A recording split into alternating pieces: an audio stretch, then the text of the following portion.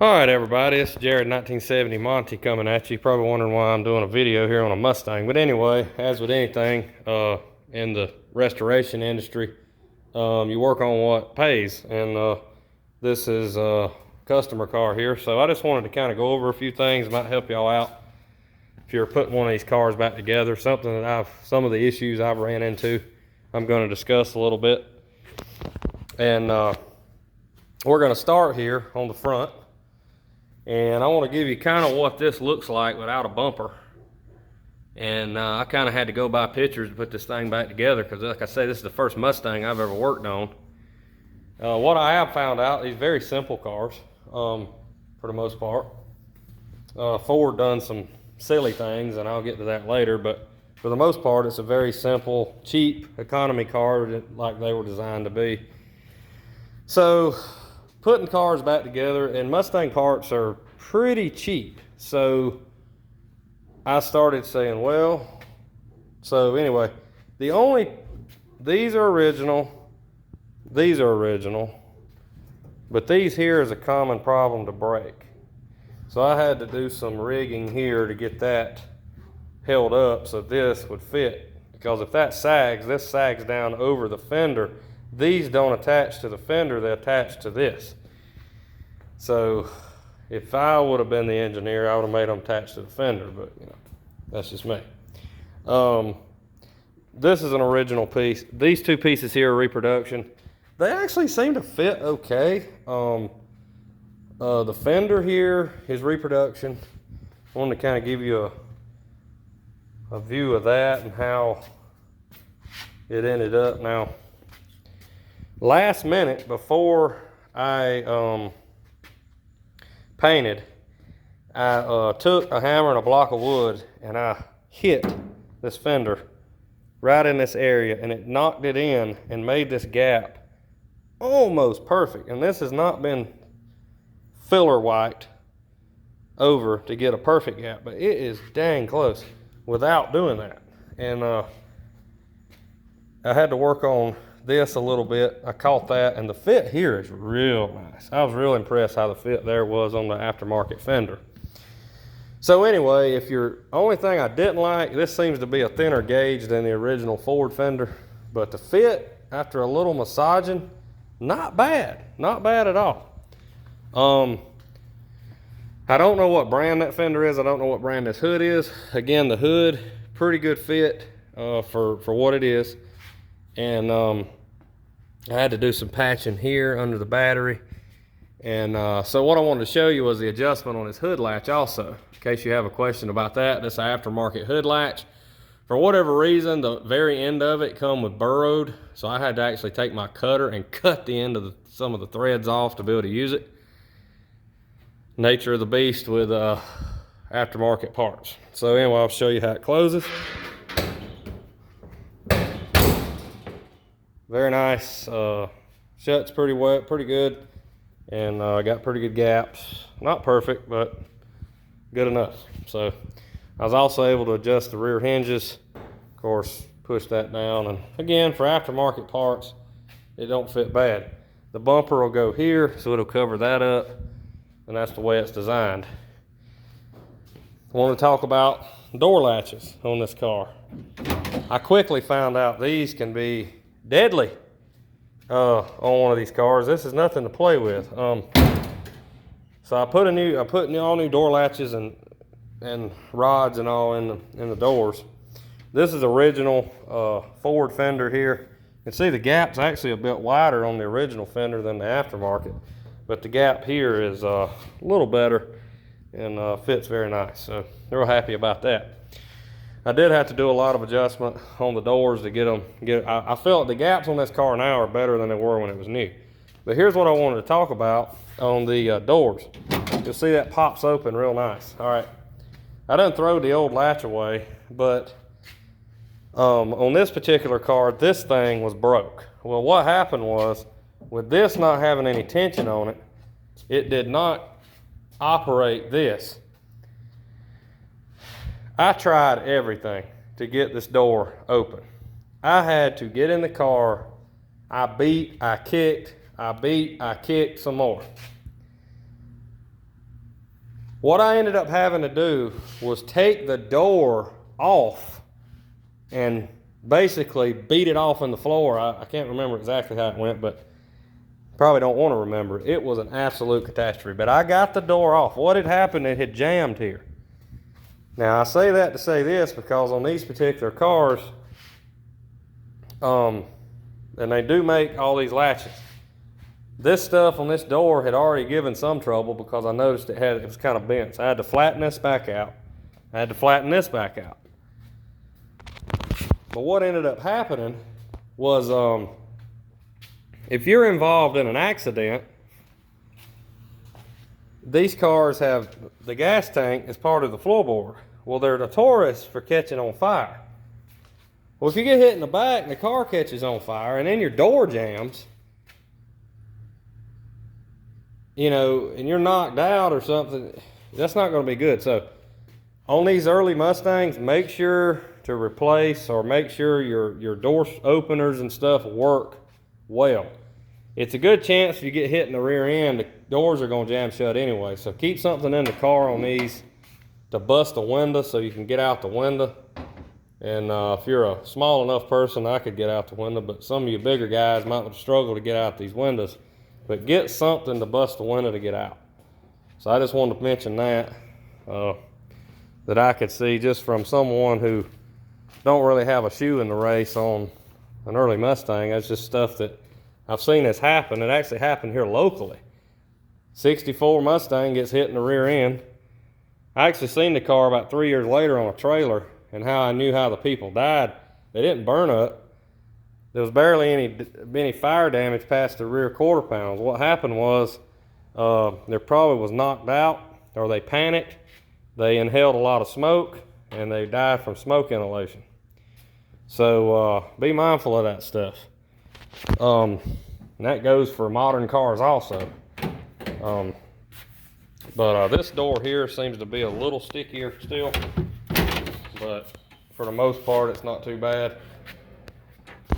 Probably do a final adjustment on this. I like to do final adjustments when the door rubbers are on both sides, and we'll go from there.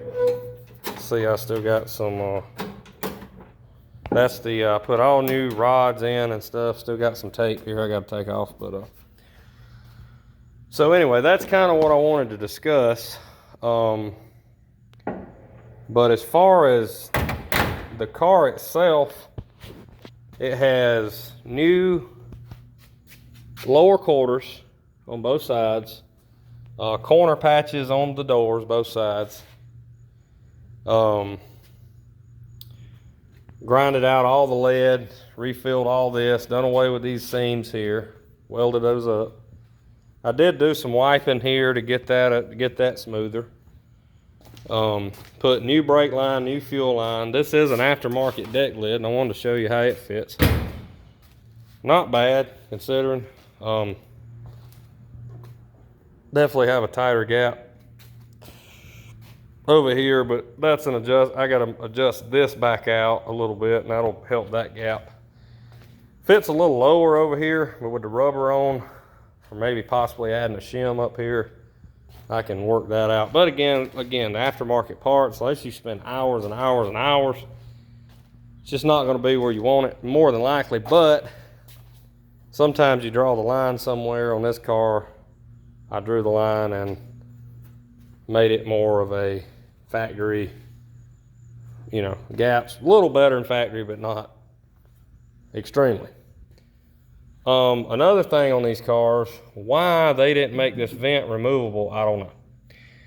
So what you end up with is some crappy looking dry spray down in there. So at some point I'm gonna probably take these off and try to rattle bomb all that down in there like satin black to cover the ugliness up. But there we go. The car is painted with, it's been stripped of the metal. Orion automotive finishes, ground up, epoxy, their high bill primer, reduced 10%, and then Orion base coat and Orion clear coat. Real happy with the new Orion product line. very similar to Tamco, but better, in my opinion. So this car I'm sitting at about, on the body and paint work from start to finish, was a little over 100 hours, but that included, you know, a lot of nonsense working on some of these doors and stuff. I'm still not done. I got to hook up the locks and all that, but basically this car also, I put a trunk floor in it and all the floor pans, all 6 floor pans. So just a little bit about what I did to the car. Another thing to be mindful of on these old Mustangs. For whatever reason, well, let me open the door here, I'll show you. For whatever reason, to tell you this story, I'm gonna show you here on this Trans Am. Any GM car that I'm aware of, all right, they have in the doors, they have a plate with holes, and it moves around, and it can't fall out because it's inside of a thing that lets it move, but it don't let it fall. Well, for whatever reason, Ford thought it was a good idea to not do that. So, notice the sarcasm there. This one here, the bottom will fall right out, literally. I mean, it's just like, they're literally right there. So that'll just fall right out. Well, that's not so bad on the bottom. And the one on the top over there is bad, but not as bad as this one because you got all this stuff in the way. So it is an absolute, what I ended up having to do is actually have to cut this thing to shorten it to get it back up in there. And I got it up in there and got it bolted down. But be mindful of that. That thing will fall backwards. If you take the doors off, honestly, if you don't want to deal with that, if the car is not in real bad shape, you could take the doors off and leave the hinges on, if the hinges are still good, and just leave it bolted. And that would be something you could do to avoid that. So anyway, we have a fresh paint job here. The gun used was a Sada 5000 reduced pressure at about 30 psi. I reduced the clear anywhere from 10 to 20%, trying to get it to lay out, and it just don't. So I don't know what the deal is with me and trying to spray clear, but I just can't spray it. So I'm gonna let somebody that knows more than me look at the gun and see if, I watched several videos from Sada on how to set it up, and really the finishing result, even with more reducer used, lighter coats, faster running around the car, 5 coats this time, but lighter coats, still ended up with a very textured finish. Now, I'm gonna sand all this out and it'll be a mirror when it's done. You know that, everybody knows that. Y'all seen what it looks like when I'm done with it, but I would just like to be able to get it to where maybe I can start at maybe 1500 and not have to start at 800 to 1000. And 1000, I'm gonna have to work a while, but I've noticed starting with 1000 grit is better because it don't cut the orange peel as fast, but if you use those true blocks, it will cut it out. And it don't leave as many scratches. So time will tell what I use. It all just depends on situation and how it cuts. From what everybody says, this Orion clear cuts and buffs very well. So I'm anxious to see how that goes. So anyway, with that being said, thanks for watching. And this has been not the wrap up. I may do one more video on this car when it's totally done. When I get done with it, just kind of show it to you. Be a little different pulse here for the channel. But with that being said, you got to see 64.5 Mustang. I don't just work on Monte Carlos. I can work on anything. So preferably 40-year-old, you know. Really, I like to stay, you know, pre-72, but anything 70s, even up into the 80s, I can do. But thought you might like to see the Mustang. Original color, OEM. And we got some sweat that dropped off in the paint. We'll have to sand that out. But anyway, so with that being said, again, hopefully this will help if you're working on one of these cars. Just give you a few pointers on a few things, but just wanted to do the video. So that's it. We'll see you next time.